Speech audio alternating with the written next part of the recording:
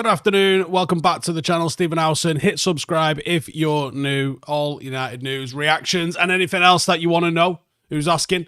Rasmus Hojlund then may not play for Manchester United again, as he is now said to be open to the move to AC Milan, according to the MEN. This comes days after the fact that he was prepared to stay and fight for his place. Whether that's just changed or whether the news is lagging behind what the reality has been. But United are reportedly confident that a deal can be struck with Milan, who are rebuilding their squad after the return of Allegri as manager. Højlund was an unused sub at the weekend in that 1-1 draw against Fiorentina, which probably signals a hell of a lot. Doesn't it? I think he opted to start for Mason Mount up front rather than an actual striker.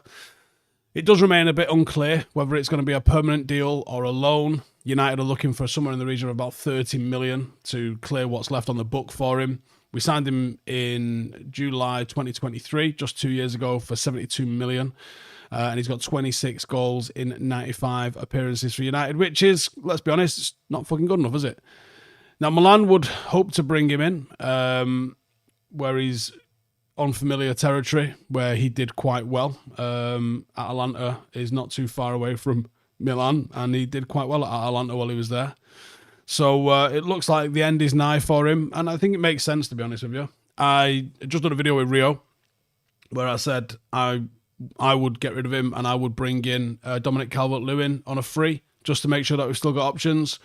Rio took the piss, absolutely hammered me for it, but I still would. I still absolutely think that's the right move. And I think if we get 30 million for him, we're able to sell either Anthony or Sancho or anybody else. I think that goes a long way to going towards having the money to be able to bring somebody like a Baleba in, which, let's be honest, that's what we're trying to do. You know, we've sorted out the starting lineup in terms of the forward line. I still think we need a natural destroyer of a midfielder, and for me, Baleba's that guy. Very expensive guy, but I think he is that guy.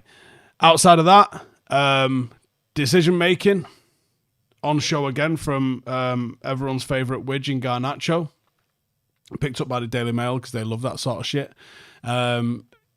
Garnacho seen clutching a vape whilst getting a tattoo. Two things that are not advised within days of the start of the season anyway. But yeah, he obviously has got someone that's got an issue with vaping, not what you would want from someone whose lifestyle revolves around fitness. But yeah, maybe there's more things to come out about why Manchester United not really asked about getting rid of him, or why he was told to go and find a new club. Now, it does seem like Chelsea are in active talks to take him to Stamford Bridge. There was talks of a personal terms being agreed, but no, nothing in terms of United getting a deal over the line for him in terms of an agreement over the fee. You guys talk to me in the questions. Andrew says more incomings, methinks. Totally agree. Skittle says afternoon chat. Afternoon, Steve. Good afternoon, everybody. Q3 says Calvert-Lewin will be fine, I guess. He won't be on mega wages, but he does know how to score, and Højlund would better. But Højlund would be better to have around. I don't think he would be better to have around, to be honest with you. I think he'd be pretty devoted being the backup. 983 Legend says letting Højlund go is a massive mistake. It's placing too much pressure on Sesko. That's why I would bring Calvert-Lewin in, because you lose Sesko to an injury, or you're forced to play him when he's maybe not quite fit, and you end up in a situation similar to what we've been in recent years, doesn't it? Jay says Calvert-Lewin would be a good option to come off the bench if we need to go long in games. I mean, Calvert-Lewin and Sesko is a formidable front two if you're going to start smashing balls into the box, isn't it? Like two absolute units that you can get in the mixer there. Kutsimuka says, how do I deal with DOMs or sore legs? I don't really get DOMs too much, to be honest with you. Not that it's unmanageable. I just fucking deal with it. Make sure you... I try and hit about 200 grams of protein. That always helps. And that's it, really. I don't really get DOMs. Not bad, anyway. Space Chimp says, the thing is, Calvert-Lewin wants crazy wages. Does he, though? How much to terminate Sancho's contract? Don't know. Carlos says, Donnarumma or Lemon? I don't see us getting Donnarumma, to be honest with you, so I would say Lemon. I think he could be a real force for us going forward. Alex says, afternoon, Steve. Good afternoon, Alex. Kane says, looks like he said no. Fair play to him. Rasmus deserves the chance to prove himself with better creators behind him. People forget that he was top scorer in his first season and he looks lean. Huh? What do you mean better creators? You got the best creator in the fucking league creating for him. Q3 says, what if Højlund starts smashing it in Serie A? Then he's a Serie A player.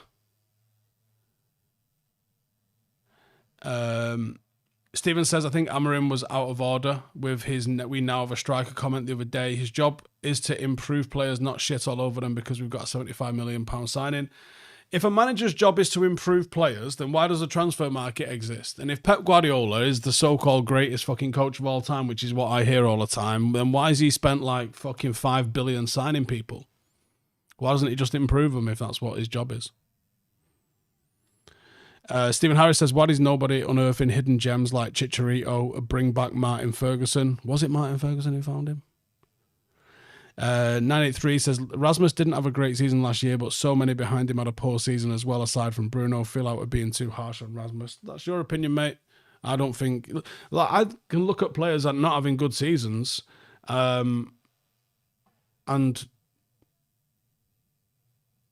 see positives in their game. Can't with Rasmus. Is Baleba worth 112 million? No, but I don't think that's what he's going to cost. Camille says, Calvert-Lewin has too many injury issues. He's a free transfer. He's a free transfer. It is a free hit. When you're a free transfer and you're not the main number 9, there is no pressure on you to play every week. That helps with the injuries. If he can get fit enough to pass a medical, then because he's only going to play maybe 1 in 4, 1 in 5 at most, he doesn't need to be fit. He just needs to be able to be someone that can be called upon and relied upon, and I think he can be called upon and relied upon. What's the minimum fee I'd accept for Garnacho? 40. Kev says, Martin Ferguson identified Anderson as the next Rooney. That's what he did. Kane says, intelligent players in Cunha and Mbeumo behind him as opposed to head-down wingers like Garnacho. We all know statistics of passes received from Rashford and Garnacho. Right, but you're forgetting, mate. It's part of a striker's job is to make themselves available. When all he wants to do is hand fight, he's fucking easy to mark. That's on him. You act like there's nothing in Rasmus Hojlund's game. That's his responsibility. It's his fucking responsibility to escape markers and make runs. His runs are basic. He's never heard of a double movement. He's never heard of angles of runs. He's never run flat to pop in behind. He can't get away from defenders despite the fact that he's got the pace to get away from defenders. That's all up here. He has no responsibility to get on the underpasses himself. Manchester United are creating chances. That means someone was getting chances created for him. Do you think that they were looking up, seeing it was Højlund and deciding not to create a chance for him because they don't like him more than they don't want to win a game? That's mental. I understand Garnacho was incredibly selfish and that he was probably a fucking nightmare to play with. But also Rasmus Hojlund does not make runs that put him in free places. He doesn't make a run across the front of a defender, stop, check back to create himself a yard of space. Never once seen him do that. He runs in straight lines. He's so fucking easy to mark. I could mark him.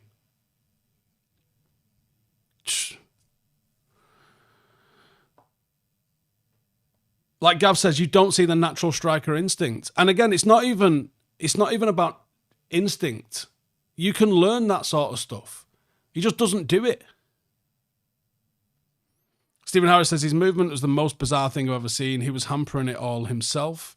Levano says, keep your Højlund, Vlahovic way better. Yeah, if he's available on a free, because I think there's something funky going on there, I'd definitely look at him. Kutsimuka says, imagine signing Baleba and Wharton, get it done Wilcox. That's not going to happen. Tiger says, lose your man, be elusive, gamble, etc. Sunday League teaches you that. Thank you. Yeah, this isn't elite movement I'm talking about here. This is fucking basics of your job. Ant says, I can tell you for a fact there are conference strikers with better movement and IQ. I would absolutely be guaranteed that there was.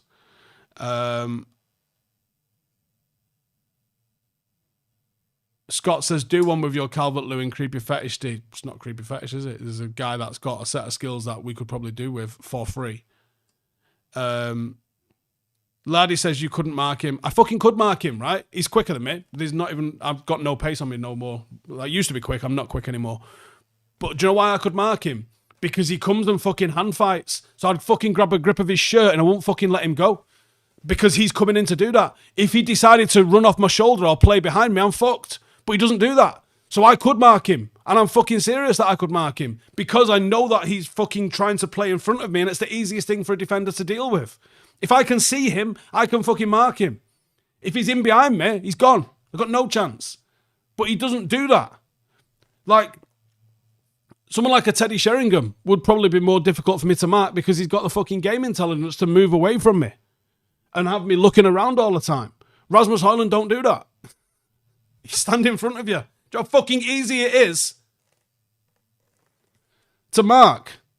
Fucking Christ. Kane says, Rasmus does have to take some responsibility, of course, but you look at his goals for Bournemouth, he showed exactly the movement you described. It's not enough, though, is it? Broken clock's right twice a day. Stephen Harris says, there's 15-year-olds at Paddock who have better number 9 positional sense, and I'm not even joking. I know you're not even joking. I know exactly who you're talking about. And I can't wait till he turns 16, and I think it's in January, and he can play for the first team.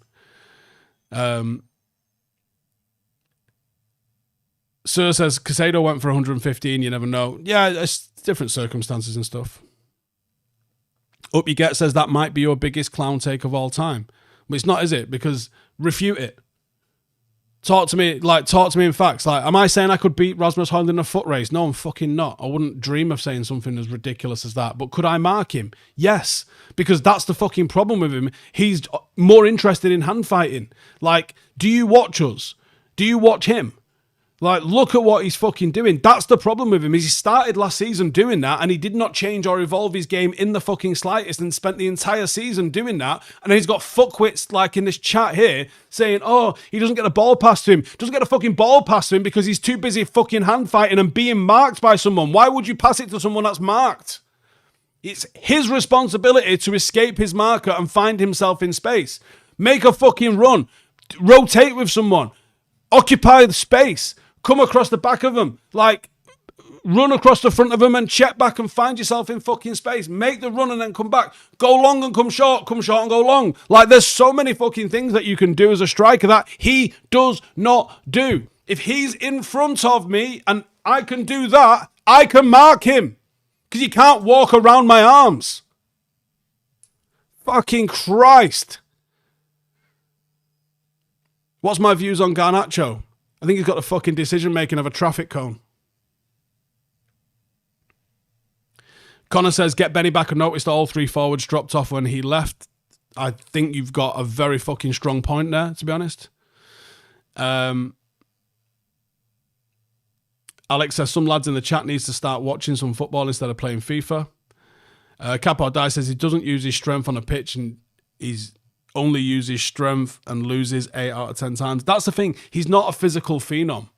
If he was like fucking Akinfenwa, I'd say, yeah, crack on. Go and hand fight because Akinfenwa could hold a defender off.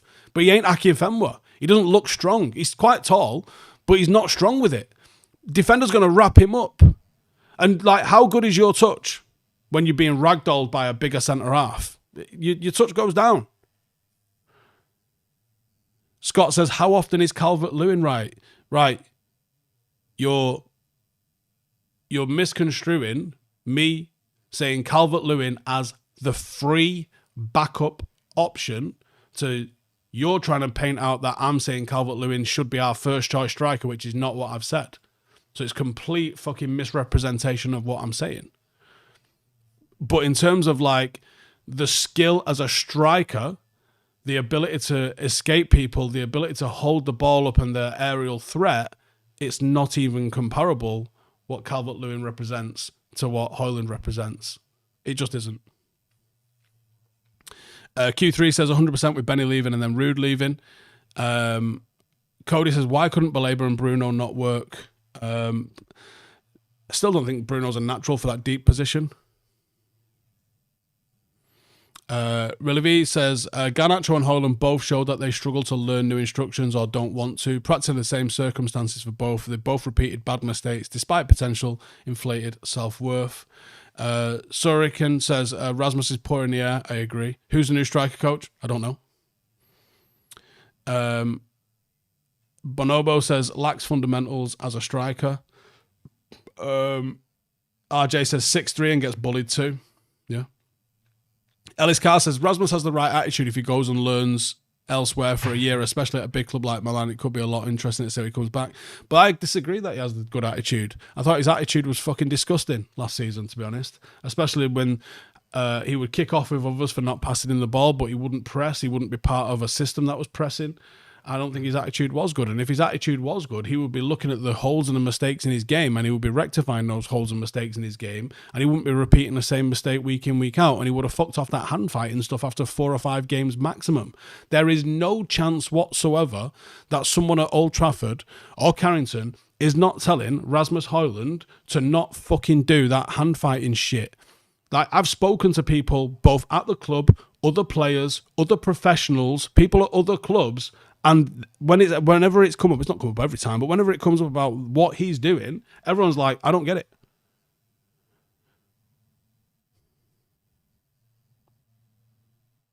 Hard Pop Sausage says, if Højlund ain't scoring, there's not much else to his game. I totally agree with that. Kralk says, if we sign Calvert-Lewin, he plays 15 games, bags 10 goals off crosses from Bergamo.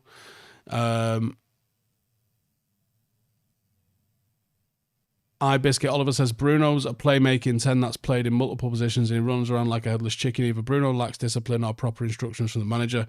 I tend to agree with that. And that's what worries me about playing him in the pivot. It might not matter who you get. Like, they're doing the job of 2 people when they're covering. I don't know if Bruno's got the positional discipline to be able to hold his line in that. What price do I think Baleba would go for? I think if you put 80, 85 on the table, I think you get him. Hello from sunny Tenerife, says Richard. Hello.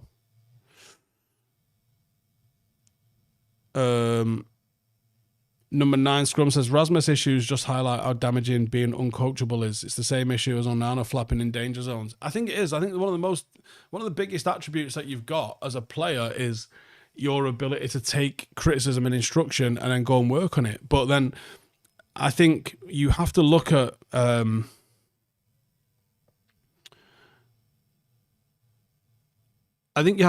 player, and you have to say, you know, who was I talking to the other day?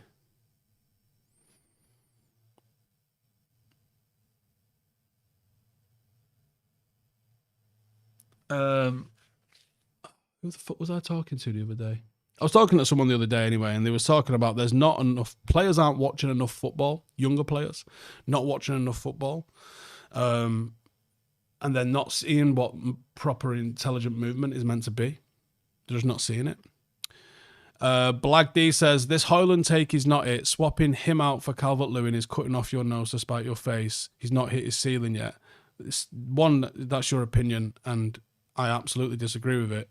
But also, Calvert-Lewin will be coming in to be back up to Sesko. Do you think... Right, okay. What is it in Rasmus Højlund's personality and the way he plays and the way he's fucking kicking out at the post when he doesn't get across that makes you think he'd be a great substitute? Can you please articulate what it is from that you think he's doing well, that you go, do you know what? Yeah, I think he would learn. What is it that he's done in the 2 years that he's been at Old Trafford that make you think, yeah, he just needs a bit more time? Like, what progression are you seeing that makes you think that those things are going to happen? You can be as young as you fucking like, but if you're not the sort of personality that's going to look at your mistakes and learn, then what are we looking at?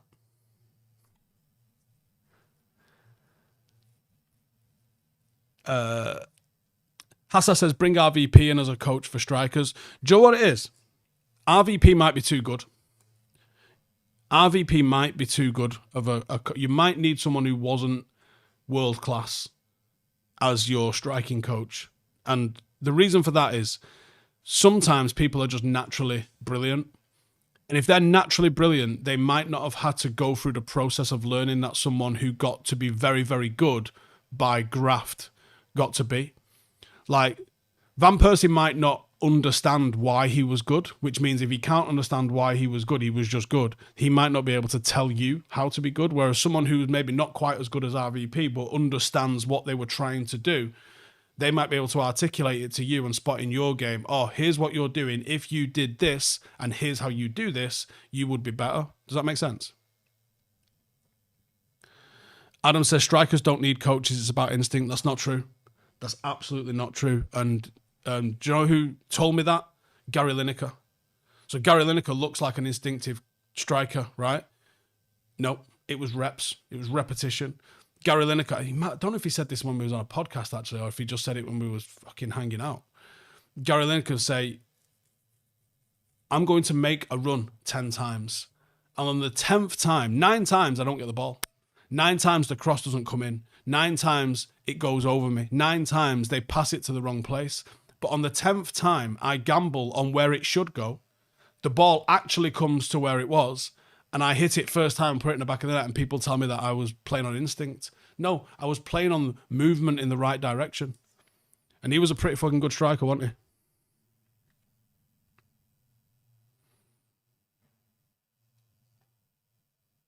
Have we ever had positional coaches at Parrot?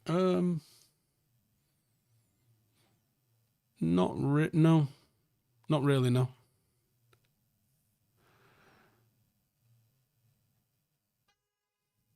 Alex says, I would like to see Højlund this year as a backup, playing with Cunha and Mbumo instead of greedy Garnacho. I would take that as a valid point. See if he can do better with the new players that are around him. But I still don't see enough in him that makes me want to keep him around. Dale says, Roy Keane said that, struggled to coach lesser teams like Ipswich because he's like, how are you unable to do that? RWB says, wanting Calvert-Lewin over Højlund is moronic. Well, can you explain why? As a backup, why? Why? Because I'll tell you that you can get 40 million in, which helps us from PSR and helps put money in the bank towards signing someone like a Baleba that makes the midfield better, and Calvert-Lewin is fucking free. Throw in Vlahovic. If Vlahovic gets sacked by Juventus and he's available on free, Vlahovic in instead. I'm talking about a free transfer when you've got an asset you can sell for money.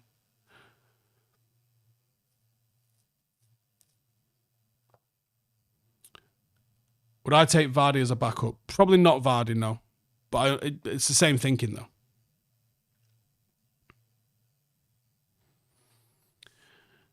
though. No says, do I think Højlund might have done better with the new signings around him? In a way, I feel sorry for him, and having him as backup to Sesko would work. Well, again, no. Like, what makes you think he would be a good backup?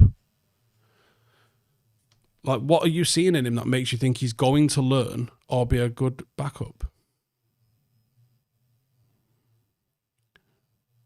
Cleo says, getting rid of Rasmus is a huge mistake. Can you explain to me why you think that? Can you say why you think that? And you can't say, I think he'll come good. Why? Okay, why? Why do you think he will come good? What are you seeing in his game that makes you think, oh, if only X? Can you explain that to me? Do I think there may be a shifting of Xerxes into a backup for one of the 10s? Yeah, I'm not sure with Xerxes, actually, because I still think that he kind of comes across as a 9, but he absolutely plays as a 10. So it's going to be very interesting to see how that's going to be. Who do I think we should go for if we don't get Baleba? We were talking about that earlier. With obviously Javi Guerra signing a new contract. He's off the table. I don't know. Maybe we'll have a look at it. Maybe should we do that as a video later on this week, or maybe over the weekend, like 5 strikers. Yeah. Like Ibiscuit Oliver says, who are these lot watching to say, ooh, he will come good?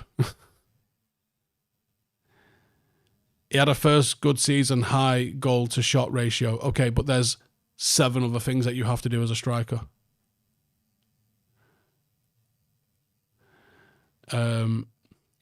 Xerxes is a hipster Veghorst. I can agree with that. Abnormal Adventure says Wharton. Yeah, Wharton's not a bad shout. Black D says the lack of service this year has eroded his confidence and playing ability. Playing in this current squad should be a litmus test, in my opinion. Okay, again, that's fine, but do you completely absolve him of any of his own movement requirements? Because if you do, that's insane. Do you know what I mean? Like, he's got to be able to do stuff. Ronaldo says Lukaku never had as many public defenders whilst being 10x the player he was here. You're absolutely fucking right. Absolutely right. Who do I think will be the breakouts from the academy this year? I'm wondering about Ethan Williams. Richard says I like Højlund at Sporting. That's a good shout, actually. What's my preferred midfield against Arsenal? So I might as well give you what I think my 11 would be out of what's available. So I would like to have brought in Mazraoui, but he's not played. There's obviously a decision to make about Onana because he's not played a minute on tour. I think it should be Tom Heaton over Bayern, but I think it probably will be Bayern. But I would go with Tom Heaton. The back three, I would go Lenny Euro, absolute shoe-in because he's been fantastic on tour. He looks ready. Matthias de Ligt as the central centre-half. And then the left side centre-half is an issue. Now, I would like to have seen Mazraoui, but he's not played. So I'd be shocked if it is Mazraoui. I tend to think it's probably going to be Luke Shaw, left side centre-half. Dorgu and Ahmad as fullbacks. And then I think you have to try and go a little bit more defensive in midfield. Now, that means either Ugarte and Collier, Ugarte and Menu, or Ugarte and Casemiro. With how good Arsenal are at set plays and how good he is at set plays, I go with Casemiro and Ugarte as my two. And I play Bruno as the right side 10, putting Bumo on the bench, Sesko, throw him in, we need a striker, and Cunha. And you have him Bruno in there as like a little bit of extra midfield energy. You absolve him of defensive responsibilities by putting him in a 10. And you have two players that might hold their position a little bit better in Casemiro and Ugarte. And I know both of them like to press, but they're both still more disciplined than Bruno is in that position. And I think that would be the team you have to go for against Arsenal. If Mbumo's not fit, let him get 30 off the bench and take the risk with Sesko because, you have to take a risk on someone, I guess.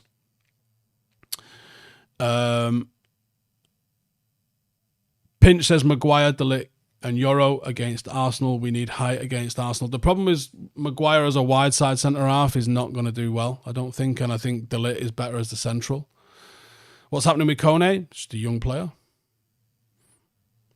It takes a bit of time. Number 9 Scrum says I 100% agree with throwing Sesko in straight away. RC says, would I put Cunha in the 8 next to a potential Baleba? No. Do I think Donnarumma would be willing to fit within the Ineos wage structure? Depends how many offers he's got. If he's got no offers, then yes. Which young Stretford Paddock player would I like to see at United? There's a couple of our under-12s which I think are probably on the sort of academy kind of level. I think beyond under-12s, under-13s, you're probably not going to get to a United academy just because they favour the younger age groups. So you're really only looking at your 12-year-olds. Obviously not going to name them. But there's a couple of very, very, very, very, very talented match-winning kids that they're about of the level.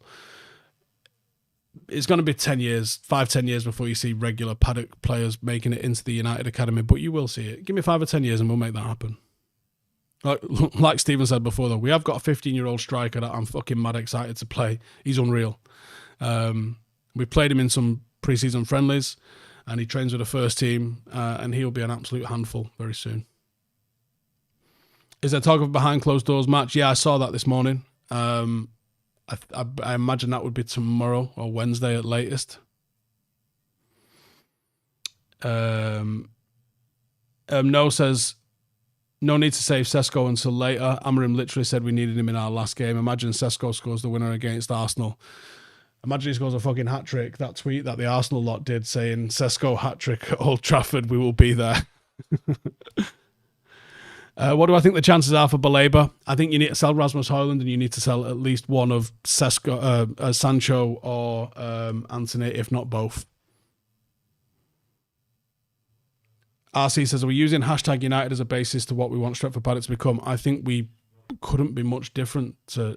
I mean, there's obviously similarities in terms of that we post our stuff on YouTube, but that might be the only thing that we're doing that's the same as FC United, apart from the fact that they're moving through the football league, or the non-league, I guess.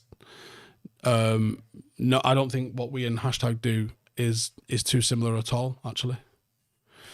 Aside from how successful they've been, which I would love to replicate. Kilkenny says, would love to beat Arsenal on Sunday, if not to watch Arsenal Fan TV Sunday night for some comic relief. Number 9 Scrum says, it'll be Aiden Heaven on the left starting. He played a lot of pre-season and Shaw doesn't look too fit. I think he got injured on Saturday, mate.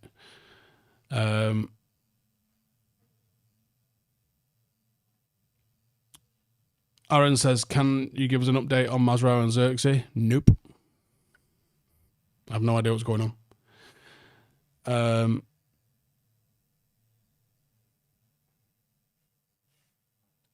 MK says, do I think Radcliffe exaggerated our poor financial situation so we didn't get ripped off on transfers? I hope so, because it's about time United started doing a little bit of dark art shit like that, isn't it? Because we don't do that anywhere near enough, in my opinion. Yeah. 20th Century says, if Sesko scores a hat-trick, that tweet will do numbers. Yeah, that tweet will probably buy that fucker a new house. Buffy says, horrible feeling Sunday will be 0-0. I don't think we're going to win on Sunday. I don't think we're ready. I think we've not seen enough of Mbeumo. The defence isn't quite right. Still not quite sorted in midfield. We've not looked mad impressive, Bournemouth aside, on pre-season.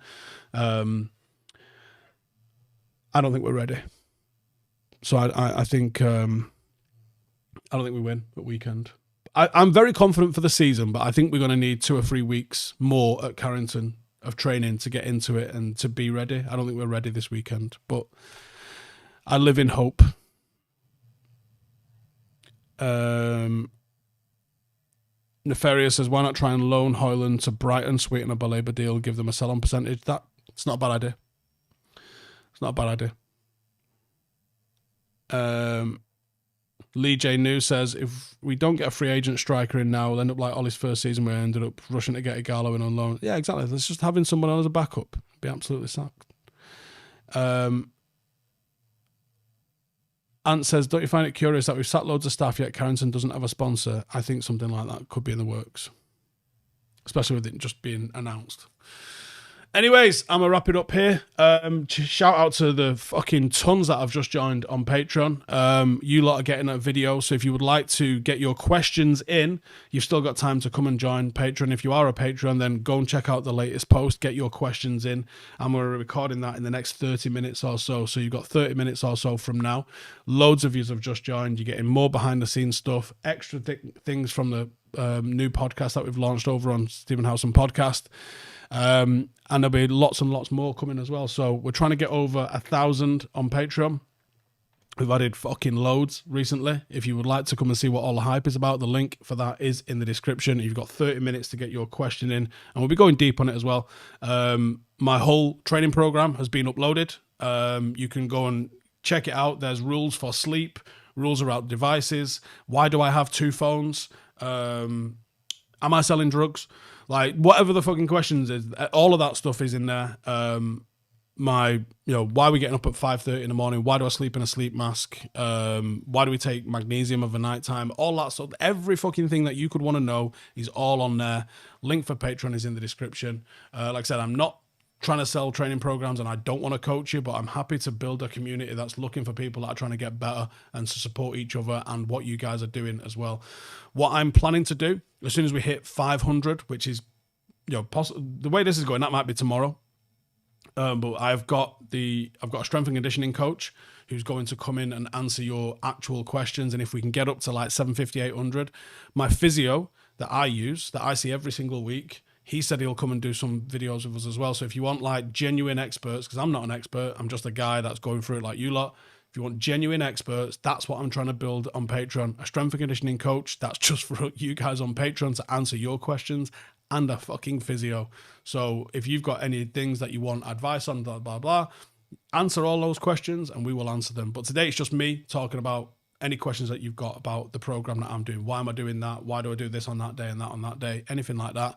Hit the link in the description and come get in the mix. There's only one Patreon, so yeah, there isn't a different Patreon for whatever. It's all in the link in the description. And I'll see you lot in the next one. Laters. Hey, thank you for watching the video. If you are new around these parts, then don't forget to subscribe. My channel is proudly supported by my community on Patreon.